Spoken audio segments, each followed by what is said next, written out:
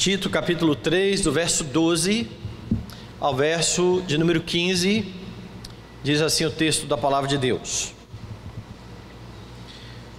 Quando te enviar Ártemas ou Tíquico, apressa-te vir até Nicópolis ao meu encontro.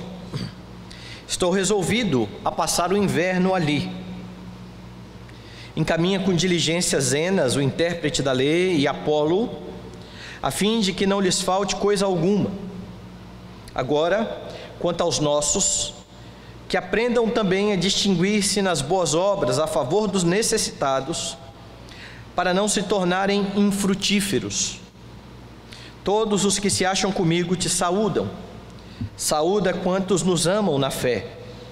A graça seja com todos vós. Nós vamos orar. Curve a sua cabeça. Exaltamos o teu glorioso nome, Senhor, pelo privilégio de nos reunir nessa noite, de poder exaltar, ó Deus, a tua majestade, e de poder, ó Deus, em comunhão com os nossos irmãos, igreja do Senhor, povo da aliança, ouvir, ó Deus, a tua voz. Ó Deus Santo, que a tua palavra viva e eficaz, mais penetrante do que espada de dois gumes, fale ao nosso coração, cumprindo aquilo que apraz ao Senhor. Sabemos, ó Deus, que cada um de nós que aqui estamos nessa noite, só estamos porque o Senhor nos conduziu até aqui. Que o Senhor nos ministre, ó Deus, a tua palavra, nos exortando e nos edificando para a tua glória, em nome de Jesus. Amém. Meus irmãos, nós chegamos hoje a mais um fim de série de exposições. Podemos ver aqui nessa carta de Paulo a Tito a importância da sã doutrina para a edificação da igreja. Esse foi o tema geral que nós vimos da carta de Paulo a Tito. Paulo havia deixado Tito em Creta a fim de constituir uma liderança firme na igreja e de fazer calar os falsos mestres que começavam a surgir então naquela localidade. Para isso, a sã doutrina era imprescindível. Para que os falsos mestres fossem calados, para que o ensino errado fosse deixado de lado, a igreja precisaria estar firmada então na sã doutrina, e por causa disso, presbíteros deveriam ser eleitos, estabelecidos por Tito ali naquelas igrejas de Creta, tendo como característica o seu apego à sã doutrina. Tito deixa isso bem claro.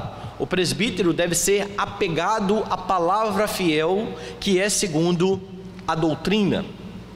Os crentes expostos à sã doutrina também deveriam realizar boas obras. É isso que nós vimos lá no capítulo de número 2.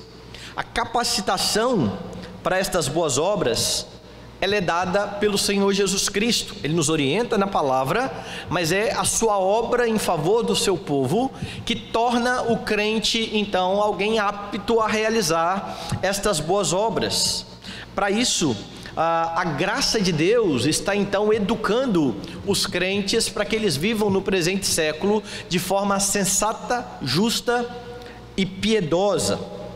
Como você pôde notar aqui na epístola, sem essa doutrina que leva ao conhecimento de Jesus Cristo, não há condição da igreja ser edificada, não há condição dos crentes realizarem uma boa obra, não há condição de haver um bom testemunho cristão ou um testemunho cristão verdadeiro. Hoje nós lemos o finalzinho da carta, quando Paulo então começa a se despedir. Ele então aqui faz a sua saudação final, e neste trecho da carta, neste ponto da carta, você percebe Paulo falando a respeito de duas realidades da igreja. Quais são essas realidades que Paulo trata aqui nesta saudação e que você pode perceber? A primeira delas é que Paulo deixa bem claro aqui que a igreja do Senhor, o povo da aliança, precisa estar sempre bem assistido. Note de novo o versículo 12. Quando te enviar Ártemas ou Tíquico, apressa-te a vir até Nicópolis ao meu encontro. Estou resolvido a passar o inverno ali. Paulo começa aqui na saudação mencionando o seu desejo em encontrar-se de novo com Tito. Lembre que Paulo e Tito são pessoas bastante próximas. Paulo trata Tito no começo da epístola como o seu filho na fé. Tito veio a crer no Evangelho por meio do ministério do apóstolo Paulo, e agora, depois de algum tempo, Paulo quer de novo estar com o seu filho na fé. Ele quer encontrar Tito e ele pede aqui que Tito o encontre na cidade de Nicópolis. Provavelmente Paulo está em algum outro lugar. Paulo pretende ir até Nicópolis e ele quer que Tito o encontre ali naquele lugar. Diz o texto que Paulo estava decidido passar o inverno ali naquela cidade de Nicópolis, que ficava então ao sul da Macedônia. Entretanto, mesmo desejando estar com seu filho na fé, mesmo desejando ter comunhão com Tito e passar algum tempo com ele, algo precisa chamar a sua atenção aqui nesse texto. Paulo está preocupado com as igrejas de Creta. Tito havia sido deixado em Creta a fim de colocar em ordem as coisas, a fim de terminar um trabalho que Paulo não havia concluído quando Paulo deixou aquele local. Tito era aquele que iria organizar, estabelecer presbíteros, ensinar a sã doutrina, e agora Paulo quer que Tito se encontre com ele. Entretanto, Paulo vai demonstrar aqui que não quer que Tito saia daquele lugar até que mais outras pessoas cheguem para estar no seu lugar. Veja lá: quando te enviar Ártemas ou Tíquico, apressa-te a vir comigo. Não antes disso. Primeiro, deixe que um destes dois chegue até aí, ou Ártemas ou Tíquico. Paulo não quer que a igreja fique desamparada ou desassistida, nem por um momento sequer. E isso precisa nos fazer pensar a respeito de como nós encaramos a igreja e como nós encaramos o serviço na igreja, ou como é que você tem encarado o serviço na igreja. É claro que o texto está falando primariamente dos líderes. Tito está sendo colocado aqui, ele é alguém que está à frente da igreja. Aqueles que são chamados a pastorear o povo de Deus precisam assistir muito bem à congregação. Eles são colocados para servir ao povo de Deus, mas o texto certamente se aplica também a todos aqueles que são colocados em algum tipo de liderança dentro da igreja.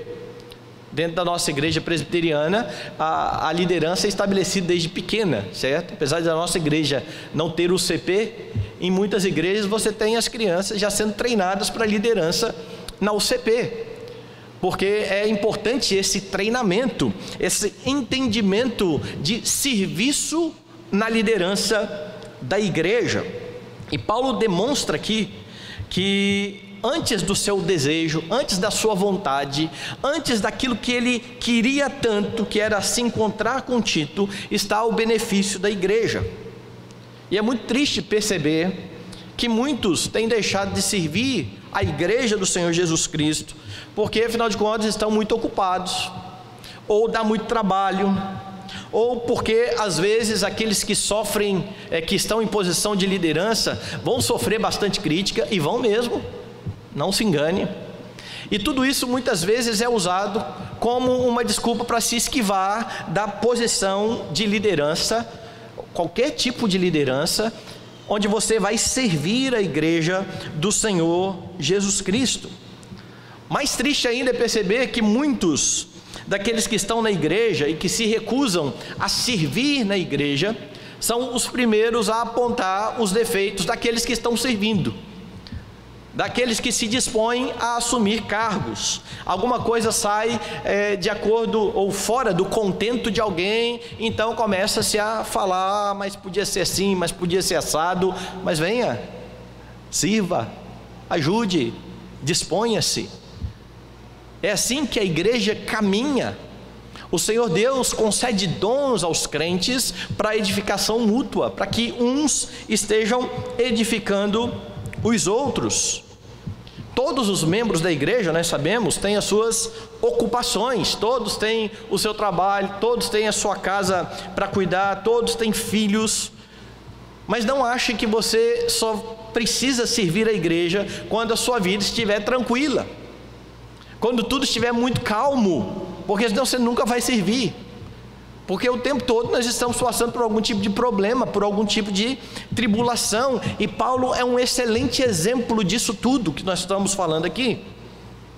Porque Paulo, além de abrir mão aqui, de estar o mais breve que poderia com Tito, para que a igreja fosse beneficiada, ele próprio servia a igreja em meio às tribulações. Abra a sua Bíblia comigo aí na segunda epístola de Paulo aos Coríntios, lá no capítulo de número 11, e veja o que você tem aqui no testemunho de Paulo. A partir do verso 22, Paulo está aqui fazendo um contraste entre os falsos mestres ou os falsos apóstolos e ele, que era também apóstolo de Cristo. Paulo sofria várias acusações de que era um apóstolo fraco, que não tinha certos tipos de experiência, e estes homens se vangloriavam, dizendo-se que eram melhores do que Paulo para servir a igreja. Então, nesse ponto, Paulo vai dizer o seguinte, veja o verso 22: são hebreus, também eu; são israelitas, também eu; são da descendência de Abraão, também eu; são ministros de Cristo, falo como fora de mim. Paulo está dizendo assim, eles alegam ser ministros de Cristo, mas vamos partir aqui do princípio que isso fosse verdade, por isso que ele está dizendo, falo como fora de mim. São ministros de Cristo, e então ele diz, eu ainda mais, em trabalhos muito mais em prisões, em açoites sem medida, em perigos de morte muitas vezes. 5 vezes recebi dos judeus uma quarentena de açoites menos um. Fui 3 vezes fustigado com varas, 1 vez apedrejado. Em naufrágio 3 vezes. 1 noite e 1 dia passei na voragem do mar. Em jornadas muitas vezes.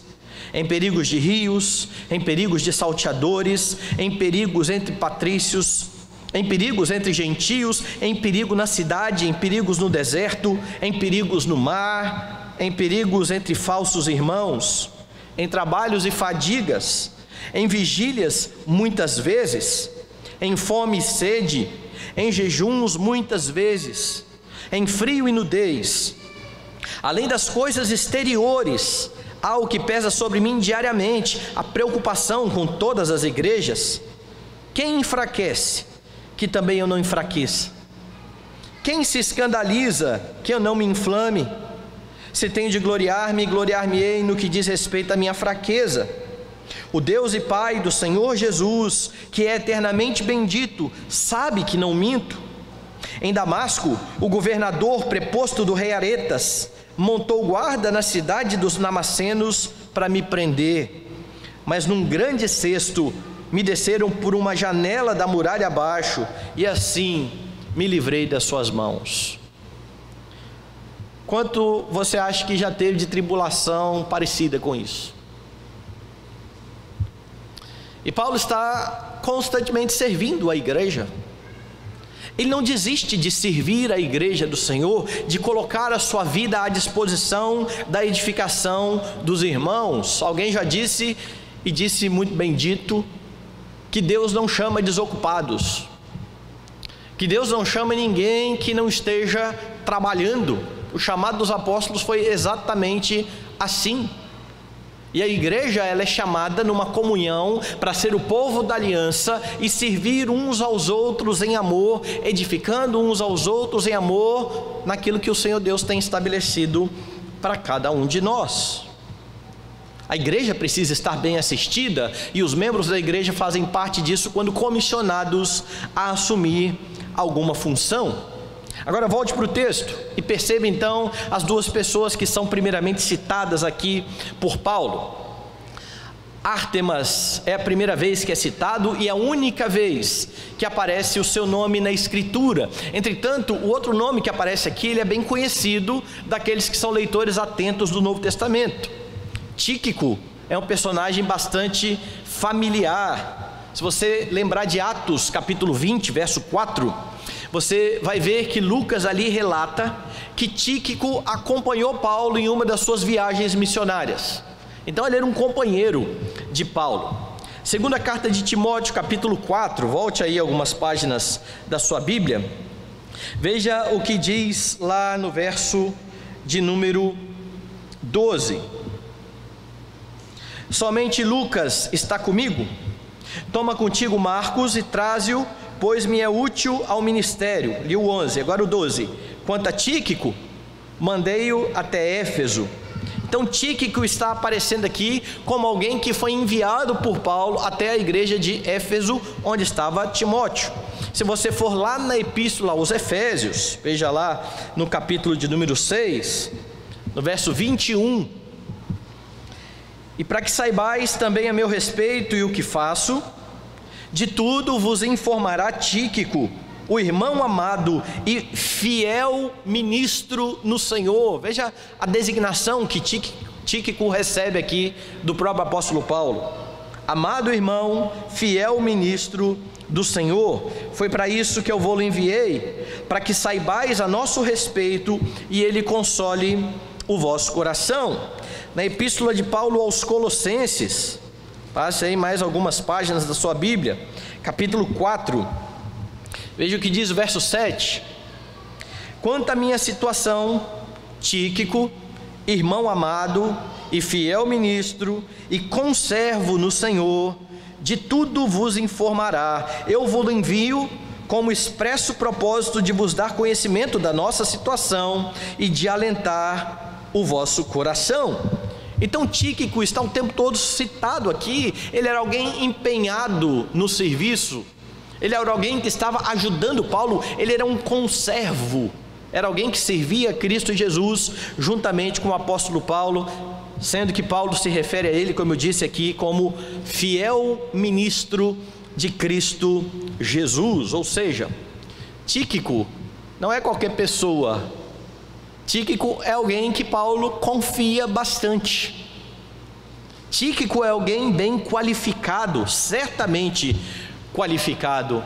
E considerando o zelo do apóstolo Paulo para com aqueles que exercem a liderança, ainda que a Escritura não fale nada sobre Ártemas, nós podemos inferir que ele também era bastante qualificado. Dê uma olhada no versículo, volte lá em Tito agora, no versículo 13, e o versículo 13 vai trazer mais dois nomes que ainda não apareceram nessa epístola. Encaminha com diligência Zenas, o intérprete da lei, e Apolo, a fim de que não lhes falte coisa alguma. Zenas e Paulo estão sendo citados aqui. Provavelmente estes dois são os responsáveis por levar a carta de Paulo até Creta. Os comentaristas eles falam e entendem que provavelmente os nomes mais fortes aqui para levarem essa carta foram estes dois.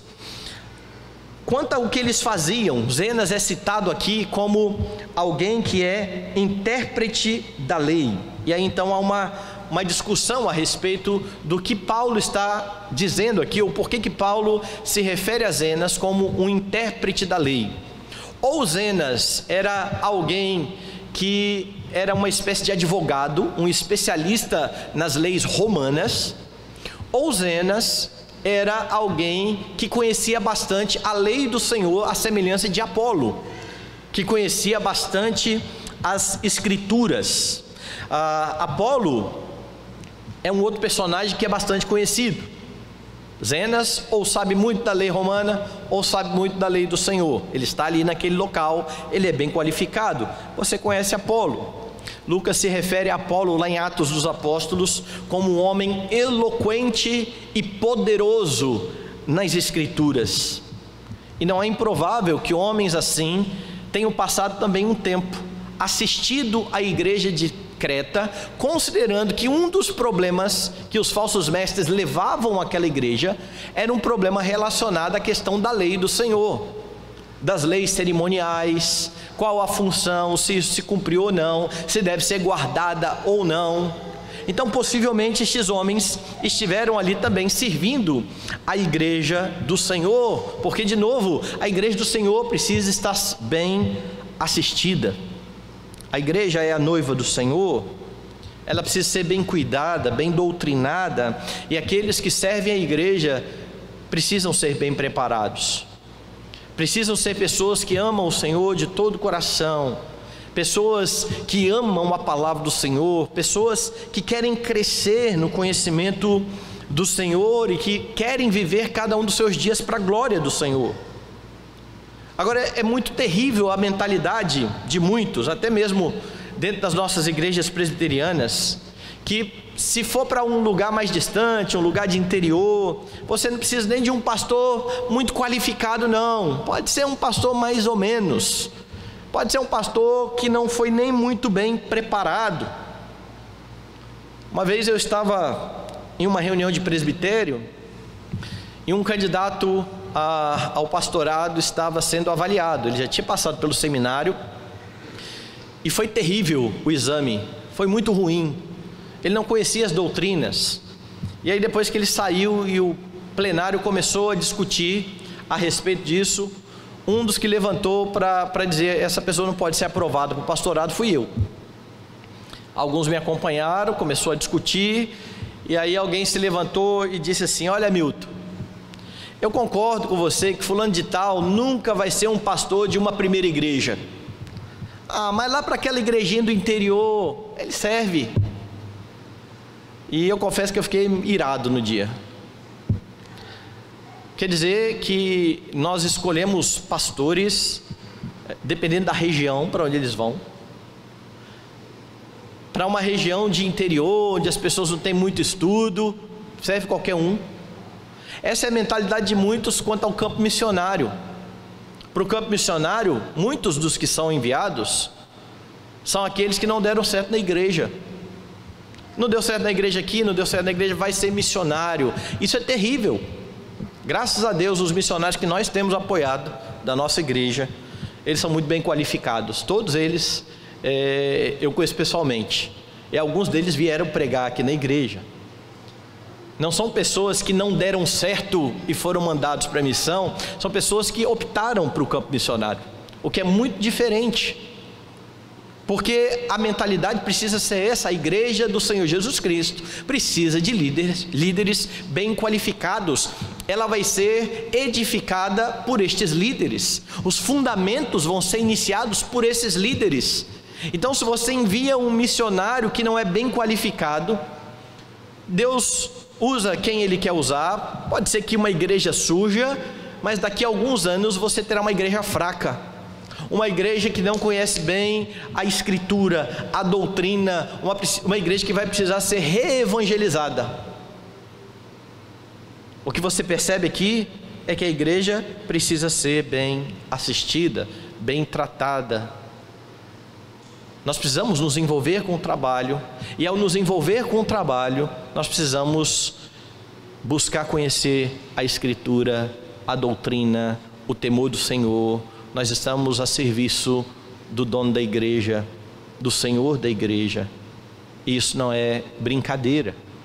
É um privilégio servir o Senhor da igreja. É um privilégio ser instrumento do Senhor da igreja na edificação dos irmãos. E é isso que você percebe então na saudação de Paulo final aqui. A igreja precisa estar bem assistida, mas você tem uma outra realidade a respeito da igreja estabelecida por Paulo aqui. E a segunda realidade diz respeito então agora ao corpo, a igreja. A primeira tem a ver com os seus líderes. Agora Paulo fala daqueles que estão servindo na igreja, de todo o corpo de Cristo. E a segunda realidade é que a igreja precisa servir com diligência. Perceba o que está acontecendo aqui. Eu citei Zenas e Apolo, que aparecem no verso de número 13. Provavelmente os portadores da carta. Estes homens não permaneceriam todo o tempo em Creta, eles seguiriam viagem. Nós não sabemos para onde eles iriam seguir viagem. Lembre-se que na igreja do Novo Testamento você tem o tempo todo pessoas viajando de um lado para o outro ali, assistindo às igrejas. E então Paulo vai ordenar a Tito que providencie tudo o que for necessário para Zenas e Apolo, enquanto eles estiverem ali naquele local, para a estadia daqueles irmãos. Era preciso comida, era preciso alojamento, e não era para eles terem falta de coisa alguma. Veja de novo o verso 13: encaminha com diligência Zenas, o intérprete da lei, e Apolo, a fim de que não lhes falte coisa alguma. Com isso você percebe então que o serviço da igreja em relação àqueles que colocam os seus dons para a edificação dos irmãos precisa ser também diligente. Aqueles que estão na liderança, pastores, aqueles que estão servindo nos departamentos, precisam ser alvo de cuidado da igreja. Precisam ser pessoas cuidadas pelos outros irmãos. E é interessante isso, porque enquanto os líderes servem a igreja, a contrapartida é que a igreja abençoa também a estes líderes. A igreja precisa fazer isso, ela precisa cuidar e precisa servir aqueles que estão se dedicando, aqueles que estão à frente do povo de Deus. E isso fica bastante explícito quando você lê o versículo seguinte, o versículo de número 14. Agora, quanto aos nossos, que aprendam também a distinguir-se nas boas obras a favor dos necessitados, para não se tornarem infrutíferos. O verso 14 deixa mais claro que não só Tito, mas que toda a igreja deveria estar empenhada para que não faltasse nada, tanto para Zenas quanto para Apolo. Quem é que puxaria isso? Quem é que daria o maior exemplo? Tito. Se você lembrar do que Paulo havia dito lá no capítulo 2, verso 7, Paulo já tinha dito a Tito o seguinte: torna-te pessoalmente padrão das boas obras. Então, Tito deveria dar o seu bom testemunho como líder, ele deveria ser visto pela igreja como alguém que é padrão, alguém que é um modelo, alguém em quem nós olhamos e queremos imitar nas boas obras. E agora então Paulo diz a Tito: olha, cuide bem aí de Zenas, cuide bem de Apolo, e quanto aos nossos, e agora ele fala dos membros da igreja, eles também precisam aprender isso, a se distinguir nas boas obras. Ou seja, os membros da igreja olhariam para Tito, veriam o trabalho, as boas obras dele, e também efetuariam boas obras em favor destes homens. Na verdade, Paulo fala aqui que eles deveriam efetuar boas obras a favor dos necessitados. Diretamente aqui, quem estaria necessitado de cuidados eram esses dois. Mas o serviço da igreja não era somente para esses dois. A igreja precisava estar preparada para toda boa obra, certo? Esse serviço da igreja é o que demonstra que a fé cristã não é uma fé sem fruto, não é uma fé sem prática. Pelo contrário, tudo aquilo que nós dizemos crer precisa ser constatado na forma como nós lidamos, na forma como nós encaramos a vida cristã e o serviço aos irmãos. Paulo então vai dizer que eles precisam aprender a distinguir-se nas boas obras, para que eles não se tornem infrutíferos, para que alguém não olhe para eles e não veja neles a evidência de fé. Lembra de Tiago, que nós estudamos recentemente? Mostre a sua fé sem obras, e eu com as minhas obras vou mostrar a minha fé. A igreja, o corpo de Cristo, não é chamado simplesmente para sentar e ser servido, mas precisa servir, realizar boas obras para a glória do Senhor. É isso que demonstra, é isso que aponta a fidelidade ao Senhor Jesus Cristo. Então, o que você percebe primeiro aqui nesse segundo ponto é que a igreja precisa ser uma bênção na vida daqueles que estão servindo a ela. E é triste, muito triste, saber que há muitos líderes de igreja, muitos pastores mal cuidados pelas igrejas, a ponto de não quererem ir a certos lugares, porque sabem que serão maltratados. Eu me lembro de um amigo, que foi amigo de seminário, da minha sala, que era uma pessoa que, economicamente falando, deixou uma vida muito confortável para ir para o ministério. Se ele não tivesse ido para o ministério, ele ia ter uma vida mais confortável. E aí, então ele foi, se preparou, foi à igreja, e ele foi para uma igreja em que ouviu do presbítero o seguinte, falou: pastor, eu tenho um monte de peão aqui, que lida com um monte de boi aqui, e eu pago um salário mínimo, o senhor quer ganhar mais do que isso? E quando ele me contou isso, eu fiquei muito triste, porque você imagina alguém que de fato deixou todo um conforto para servir a igreja, e não fez isso para lucrar ou para ficar rico, senão teria continuado onde estava, mas agora é visto por alguém da liderança como alguém que deve trabalhar quase que de graça, enquanto a Escritura vai falar que digno é o trabalhador do seu salário. Enquanto você tem vários princípios e ordenanças da Escritura para que a igreja cuide dos seus líderes, mas não são poucos os pastores nesse nosso Brasil afora, e eu estou me restringindo só a IPB, que tem passado por muitas dificuldades, e muitos que estão em igrejas que poderiam cuidar melhor deles. Graças a Deus não tem sido essa a mentalidade da nossa igreja, mas isso é algo real, é algo que acontece Brasil afora. A igreja precisa sustentar os seus obreiros, mas não financeiramente só, espiritualmente. A igreja precisa orar pelos seus pastores, pelos seus presbíteros, pelos seus professores de escola dominical, pelos líderes de departamento. A igreja precisa lembrar que aqueles que estão liderando e muitas vezes cuidando, também precisam de cuidado e também precisam de amparo. Mas não é incomum você perceber muitas vezes aqueles membros que mais reclamam que não são assistidos pela igreja ou pelos líderes da igreja, são os que nunca se preocupam com os líderes da igreja. Eu ouvi certa vez alguém falando assim, recentemente: porque o senhor não tem dado muita atenção não, hein, pastor? E eu fiquei pensando aqui que eu fiquei doente, e quantas pessoas entraram em contato, eu sei, e eu não vou citar as que fizeram isso, e eu sei as que oram constantemente por mim, eu sei disso, mas quantas foram as pessoas que ligaram e falaram assim: ô pastor, e como é que está? E como é que foi o Covid? Está bem, não está bem? Está precisando de alguma coisa ou não está?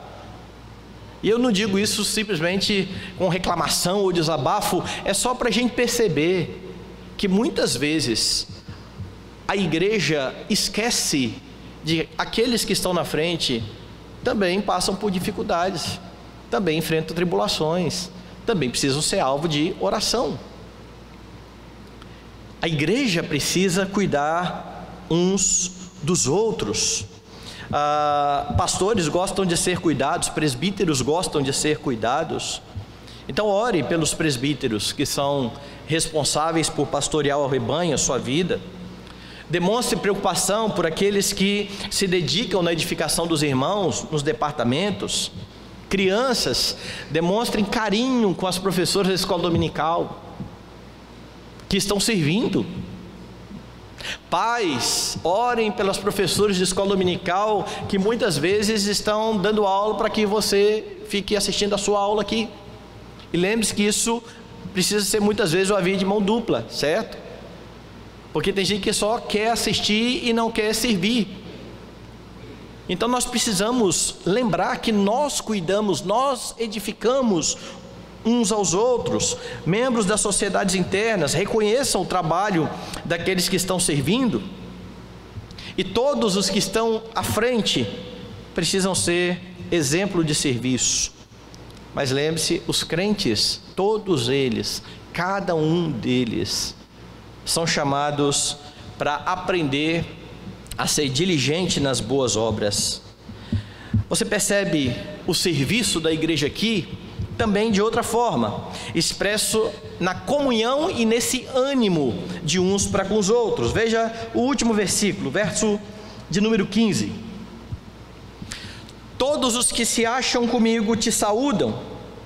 Saúda quantos nos amam na fé. Paulo está demonstrando aqui que enquanto ele escreve a sua carta a Tito e à igreja de Creta, havia pessoas com ele. O tempo todo Paulo está bem assistido. Até mesmo na prisão Paulo é bem assistido. Lembra da carta a Filemon? Ele vai falar exatamente isso. Paulo estava sendo servido enquanto estava preso por Onésimo, que fugiu da casa de Filemon, encontrou Paulo ali em Roma, e agora Paulo abre mão de um desejo de ter Onésimo ali o ajudando, para enviar Onésimo de volta a Filemon. Então Paulo o tempo todo tem pessoas perto dele, e não é diferente quando ele escreve essa carta. É por isso que ele diz no verso 15: todos os que acham comigo te saúdam. Todos os que estavam com Paulo estão mandando então essa saudação a Tito e consequentemente a igreja. E essa comunhão das igrejas, por meio das epístolas, por meio dessas saudações que eram enviadas, mostrava exatamente essa unidade. A igreja está junta. Nós nos congregamos muitas vezes em comunidades locais diferentes, mas a igreja de Cristo é uma. A igreja de Cristo está unida.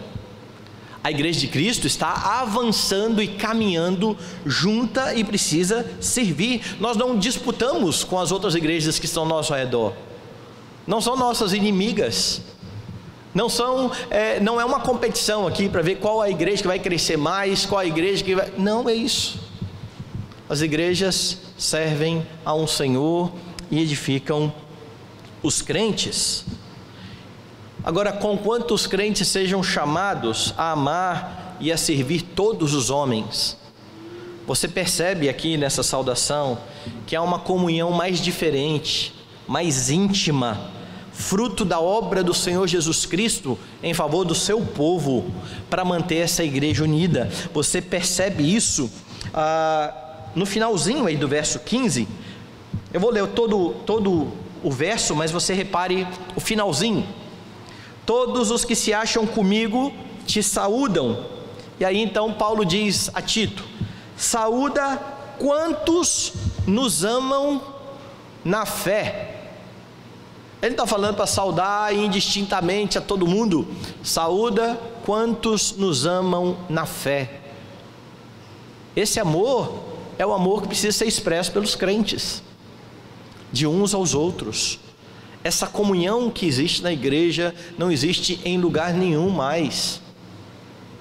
Você pode se filiar a um partido político, você pode se filiar a uma agremiação esportiva, a torcida organizada de um time de futebol, você pode fazer parte de algum clube desses Rotary ou a maçonaria, o que quer que seja, e você não vai encontrar a comunhão que você encontra na igreja de Cristo.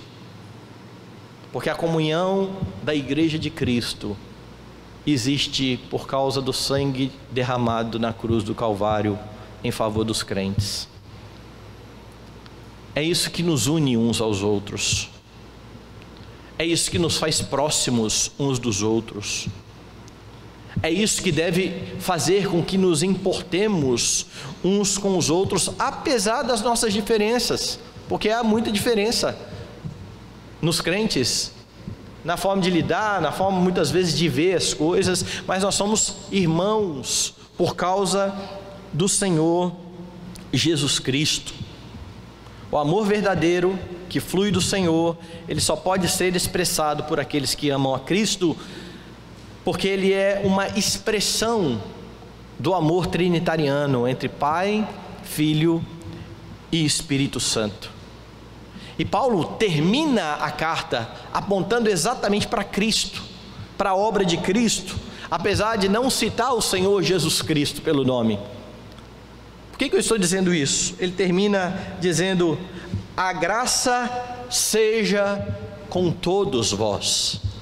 E apesar de não ter nesse momento falado a respeito do Senhor Jesus Cristo, a graça só é possível a nós, porque o Senhor Jesus Cristo realizou uma grande obra em favor do seu povo. Não haveria graça à igreja sem a obra do Redentor. Não existe graça à parte da obra do Senhor Jesus Cristo. Então tudo o que Paulo agora faz aqui aponta para a pessoa bendita do Senhor de Jesus Cristo, aquele que fez de você um membro do corpo dele. E é por causa disso que você pode ter comunhão e amor verdadeiros. E a beleza aqui é que, ainda que você seja imperfeito, pecador, ainda que você esteja em meio a outras pessoas imperfeitas, pecadoras, você pode levar os problemas relacionais aos pés do Senhor Jesus Cristo, porque quando pecadores estão juntos, não são poucas vezes que uns pecam contra os outros. E por amor aos irmãos, nós não deixamos pessoas de lado, nós não paramos de nos relacionar com aqueles que pecaram contra nós, com aqueles que nos ofenderam. Não é assim que nós tratamos. Imagine se o Senhor Jesus Cristo cortasse relações com você a cada pecado que você cometesse. O modelo de amor é exatamente o amor de Cristo pela sua igreja. Então, por amor aos irmãos, quando há pecado de uns contra os outros, em vez de deixar de lado, nós cumprimos Mateus 18. Se teu irmão pecar contra ti, vai até ele. Se ele te ouvir, ganhaste o teu irmão. Olha a expressão que aparece ali. Se o teu irmão ouvir, você ganhou o seu irmão. A comunhão está restabelecida. Se o seu irmão não te ouvir, testemunha. Se seu irmão não ouvir, diz a igreja. E se seu irmão não ouvir a igreja, aí sim, a igreja vai tratá-lo como gentio e publicano. Pode até ser que ele seja um crente, mas nesse momento ele está agindo como se não fosse. Nesse momento ele está fazendo aquilo que não crentes fazem. Avance aí a sua Bíblia e volte lá no texto que nós lemos durante a liturgia, na primeira carta de João, no capítulo de número 2.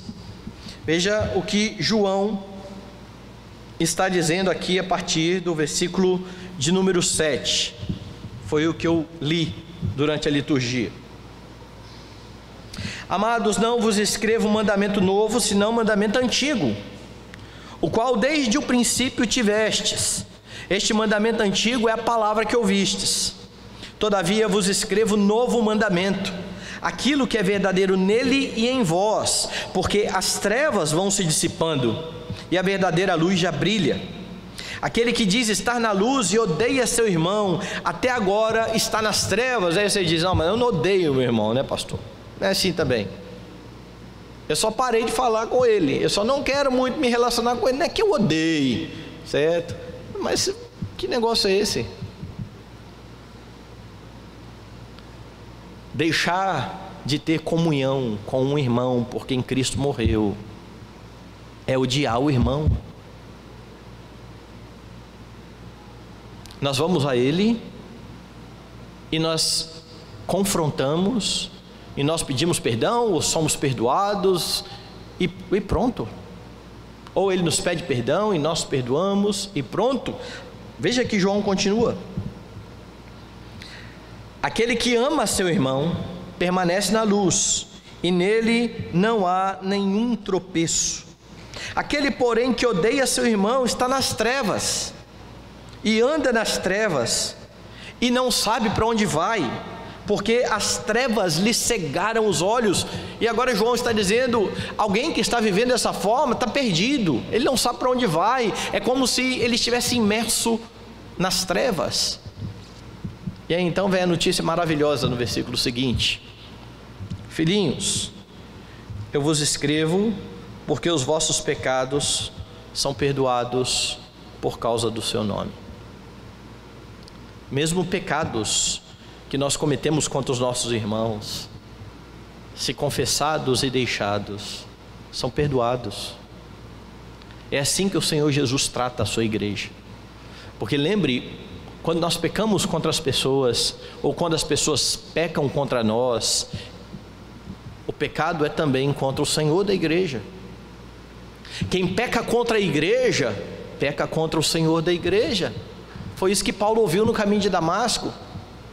Paulo estava perseguindo crentes, e a palavra do Senhor para ele foi: Saulo, Saulo, por que me persegues? A igreja é chamada a viver então nessa comunhão. Nós somos, como eu disse, uma comunidade cheia de pecadores que foram regenerados pelo Senhor, mas que ainda vão pecar uns contra os outros. Mas por causa da obra de Cristo, por causa da graça de Cristo, por causa do perdão que nós tivemos, fruto dessa obra maravilhosa, nós podemos pedir perdão e nós podemos perdoar os nossos irmãos. Gozando então desta comunhão, busque essa comunhão com os irmãos, busque amar os irmãos de fato e de verdade. Como eu disse, o modelo para isso é a comunhão entre Pai, Filho e Espírito Santo. Não fique então dentro da igreja, sempre no mesmo grupo. Envolva-se com todos os irmãos da igreja. Se houver pecado, Mateus 18. Não demonstre ou não demonstra amor aquele que larga de lado o seu irmão, um irmão com quem ele teve alguma desavença. O contrário de amor é o que nós vimos aqui em João, é ódio. Paulo encerra então a sua carta rogando a graça sobre a vida de cada um daqueles que ouviriam a leitura da carta, mostrando que Jesus é a razão de ser da igreja, é a obra de Cristo que torna possível então a salvação de pecadores, o colocar de pecadores no mesmo corpo para que eles agora andem em comunhão. Para isso, Jesus nos deu a sua palavra, a sã doutrina que equipa os crentes para uma vida cristã, a sã doutrina que é usada pelo Espírito Santo na santificação dos crentes, para uma igreja agora que é edificada por meio da sã doutrina, ser bem assistida, com líderes bem preparados. Então rogue ao Senhor pelos líderes da igreja, disponha-se ao serviço da igreja, quando comissionada pelo conselho da igreja, esmere-se a fazer o melhor para a glória de Deus, e a igreja serve com diligência. O Senhor nos conferiu dons distintos. Todos nós somos chamados a edificar os nossos irmãos, e nós demonstramos amor de fato e de verdade quando nós colocamos a nossa vida a serviço da igreja, do nosso próximo. Você tem em Jesus, o Salvador, o grande modelo para tudo isso. O Senhor Jesus Cristo assiste muito bem a sua igreja. O Senhor Jesus Cristo faz tudo para que a sua igreja seja edificada, para que a sua igreja seja adornada. Foi Ele que se deu pelos seus pecados, e agora Ele continua edificando a igreja por meio da sã doutrina, para a glória dEle mesmo. Que você reflita a respeito do grande privilégio que é fazer parte do povo da aliança, como nós cantamos aqui nessa noite. Que você se lembre que Jesus Cristo já fez tudo aquilo que era necessário para a nossa salvação, mas que isso não exclui as nossas boas obras. Elas são ordenadas, elas foram estabelecidas antes da fundação do mundo para que andássemos nelas. Que você honre ao Senhor como membro da igreja, servindo a Ele de fato e de verdade, e amando aos irmãos de fato e de verdade. Vamos